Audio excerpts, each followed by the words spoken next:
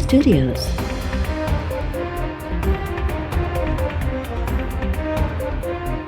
You are watching 12 PM Bulletin.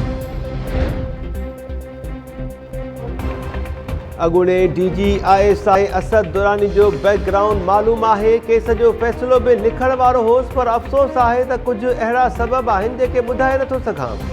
Islamabad high court J justice Mohsin Akhtar Kiani पारां असद दुरानी ख़िलाफ़ case ॿुधण खां इनकार। जस्टिस मोहसिन अख्तर कियानी चयो त केस चीफ जस्टिस अतर मिनल्ला ॾांहुं उमाने रहियो आहियां, जेको नई बेंच जोड़ींदो।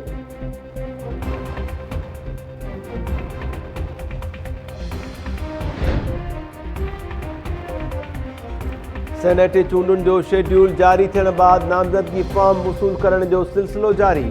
65 खां वधीक उम्मीदवारनि फॉर्म वसूल करे वरिता। इलेक्शन कमीशन मूजिबि PTI, ANP, JUI समेत ॿियनि पार्टीज़ जे उम्मीदवारनि फॉर्म वसूल कया आहिनि। सेनेट चूंडुनि लाइ वोटिंग 3 मार्च ते थींदी।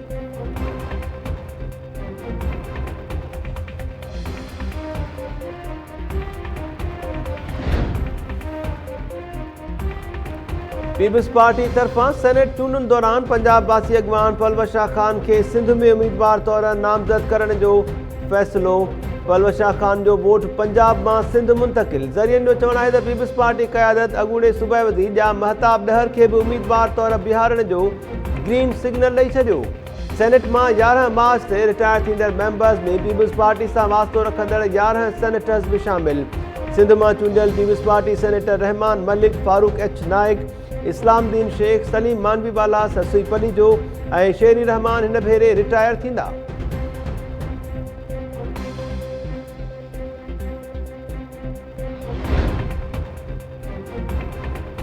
ॾखण वज़ीरिस्तान जी मकीन चेक पोस्ट ते दहशतगर्दनि जो हमलो। सिक्योरिटी फोर्सिस जी जवाबी कार्रवाई में 4 दहशतगर्द मारिजी विया।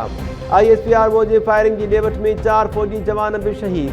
पाक फ़ौज जे तर्जुमान मूजिबि शहीदनि में लांस नाइक इमरान अली, सिपाही आतिफ, जहांगीर, अनीसुर रहमान ऐं अज़ीज़ शामिल।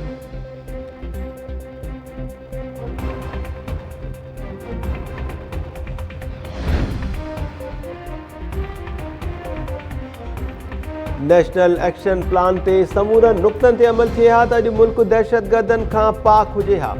अॻूणे सदर आसिफ ज़रदारी ॾखण वज़ीरिस्तान में फोर्सिस ते हमले जी मज़म्मत कंदे चयो आहे त स्वात जियां ॾखण वज़ीरिस्तान में बि ऑपरेशन करे दहशतगर्दनि जो ख़ात्मो आंदो वञे।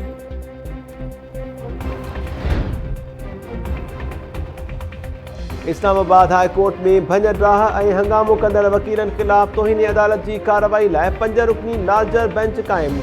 चीफ जस्टिस अतर मिनल्ला ऐं जस्टिस मोहसिन अख्तर कियानी ते ॿधल इस्लामाबाद हाई कोर्ट जी लार्जर बेंच वकीलनि ख़िलाफ़ तौहीन अदालत जी दरख़्वास्त ॿुधंदी। दहशतगर्दी टोड़ अदालत हंगामे केस में गिरफ़्तार इस्लामाबाद बार जे सेक्रेटरी लियाकत कंबोज समेत 4 वकीलनि खे 7 ॾींहं जे जुडिशियल रिमांड ते जेल मोकिले छॾियो।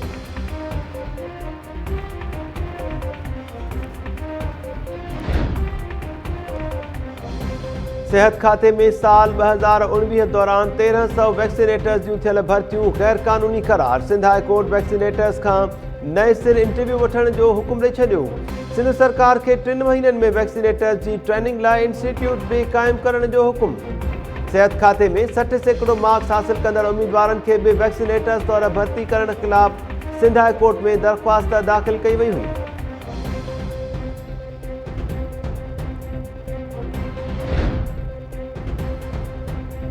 नेफ्रा बिजलीअ जे फी यूनिट ते 82 पैसा वाध जी मंज़ूरी ॾेई छॾी। गुज़िरियल माली साल जी फ्यूल एडजस्टमेंट जे मद में बिजलीअ जा अघ वधाइण वारी दरख़्वास्त मंज़ूर।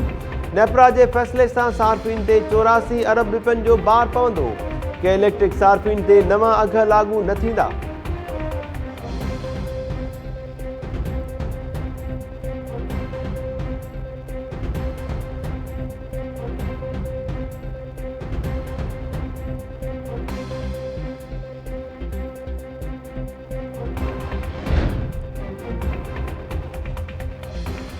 डॉक्टर महाशाह केस में अघ भराई न थी। अदालती हुकुम बावजूदि जवाबदार वकास ऐं जुनेद DNA लाइ नमूना न ॾिना। जांच ऑफिसर पारां हतमी चालान जमा कराइण लाइ ॿीहर मोहलत तलब। कराची जी मक़ामी अदालत 20 फरवरी ते चालान जमा कराइण जो हुकुम ॾेई छॾियो। ॿुधणी दौरान पुलिस अदालत खे ॿुधायो त जवाबदार ताबिश ऐं डॉक्टर इरफान कुरैशी जा DNA नमूना मैच न थिया आहिनि। केस में नामज़द ॿियनि जवाबदारनि खे DNA लाइ नमूना ॾियण जो हुकुम जारी करण जी इस्तदा।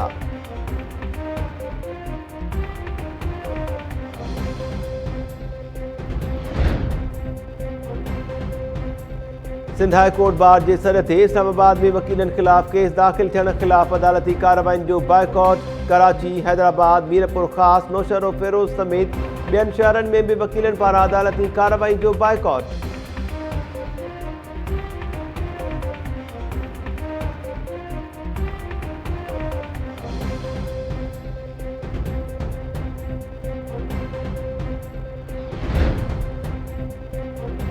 कराची में सामूंडी फ़ौज जी 7वीं घण मुल्की मिशन मश्क अमुन 21 शुरू। झंडो फड़काइण वारी तक़रीब में आतिशबाज़ी जो मुज़ाहिरो। मश्क में 45 मुल्क शरीक, 7 दोस्त मुल्कनि जूं शख़्सियतूं गेस्ट ऑफ ऑनर तौर तक़रीब में शरीक।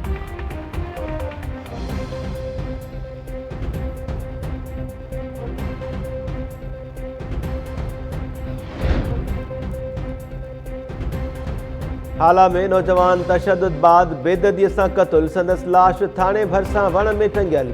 पुलिस पारां मक़तूल नौजवान जो वण मां लाश लाहिण खां इनकार। SHO जो चवणु आहे त वाक़िए वारे हंध तां ब्लेड्स मिलिया आहिनि। जज जी इजाज़त खां सवाइ मक़तूल जे लाश खे हथ बि न लाहींदासीं।